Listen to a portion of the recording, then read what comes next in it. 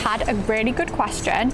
Ibrahim's asked me to put a video together of the pros and cons of Dubai real estate market, and it's a very good question, and I don't think they are the only ones asking that question, so let's dive in. We will roll. So welcome back. If we've not met before, I am Katie, founder of KO Estates, and have recently moved to Dubai, keen on all things property, so hopefully able to break this down for you. Okay, so let's start from the top with the most exciting is the fact that it's no taxes. My property investors will know the pain. You've got capital gains, you've got corporation, you've got personal income, you have all the taxes going on. Here in the UAE, that just doesn't exist, which is a massive benefit because the less taxes you're paying means the more profit we are making. It doesn't charge property tax, it doesn't charge capital gains tax, you don't make any tax on your personal income, so the money you are making is going directly into your pocket, which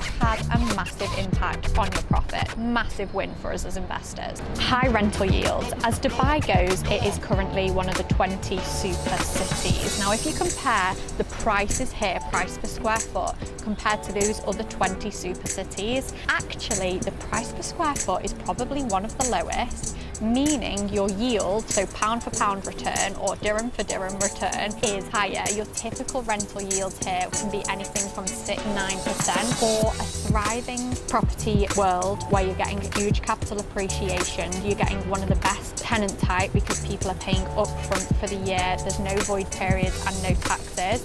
This is actual gold. So not only are you getting the high rental returns, which is the month-on-month rental income, but also you're seeing one of the highest capital appreciations and the highest capital growth, and getting a really great tenant profile in your properties as well as being part of a super city.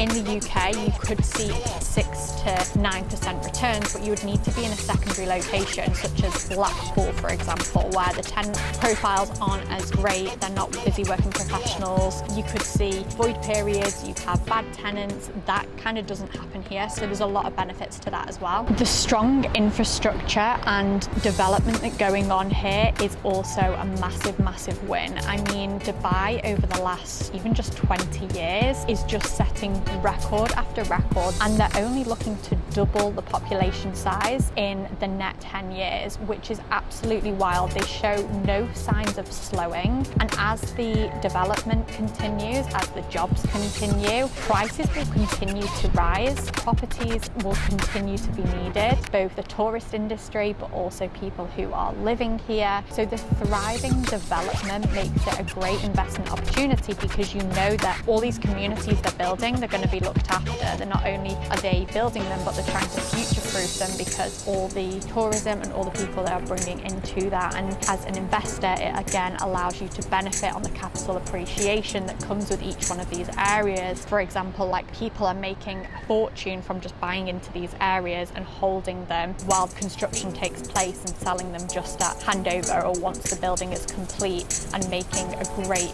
income from just flipping the properties that way without ever having a tenant in them. So lots of opportunity to generate money, lots of opportunity to invest because the government are pumping so much into the areas. It allows us as investors to benefit from that rise and greatness from it as well. Lifestyle, I mean, if you're looking to live here or you're just wanting to invest here or you're going to use the property yourself, if you are looking for sun, world-class restaurants, world-class buildings, then there is a lot of advantages to living here as well. Like I'm sat here now literally looking at the palm, looking at the beautiful sea, not a cloud in sight. So there are so many different lifestyle benefits to living here as well as an investor. And as an investor, it would allow you to get a visa, which would allow you to actually stay and live in the country as well. If you don't have a visa, you have a 30-day tourist visa, so you could come and visit for 30 days at a time, but after that you would need to either leave and re-enter the country, and that can become a faff. So actually investing into property here allows you to have access to a visa, which would allow you to stay here long term, and there are a lot of benefits in terms of a lifestyle with the sun, sea, and fantastic facilities facilities for everyone living here as well.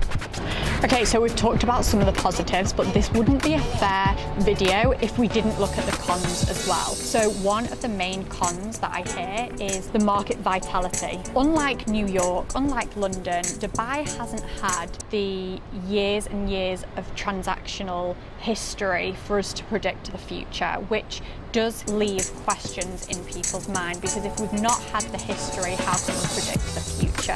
And Dubai, like any other market in the world, has had times more rougher than others. For example, the 2008 crash.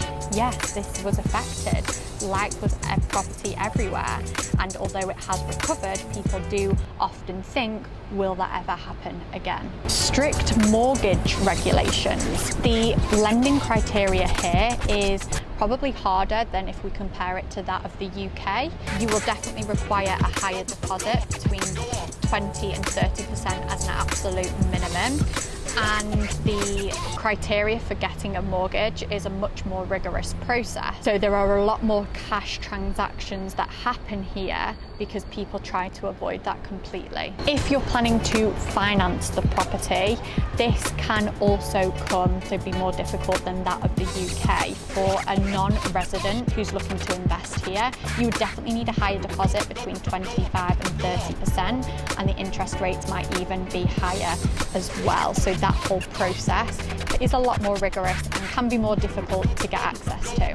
You've also got higher transactional costs. While you don't have the ongoing taxes associated with your property investments, you will have some upfront fees to secure the property itself. For example, you will have agency fees. There's a Dubai Land Apartment fee. So typically you can expect to pay 7 to 8% of the property price in fees up front, which when you're making a considerable investment can quickly add up. There are some concerns that Dubai's industry was built on the oil, which is now diminishing, and instead they are transitioning to becoming more tourist-led and relying on the business and financial districts of Dubai to make it an ongoing country.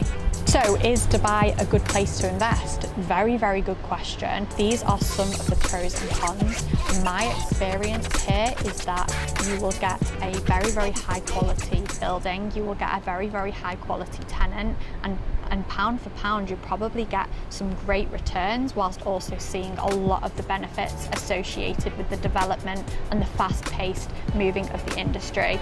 But like anywhere else in the world, it does come with its own set of cons, and it will really depend on your risk appetite and your personal preferences when it comes to investing, and really what is your long-term goal out of investing. I really hope this video has helped shed a little bit of clarity on this topic.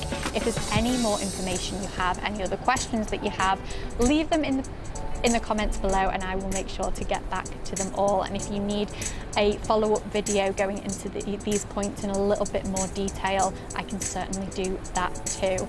I hope it helps. Speak soon. Bye.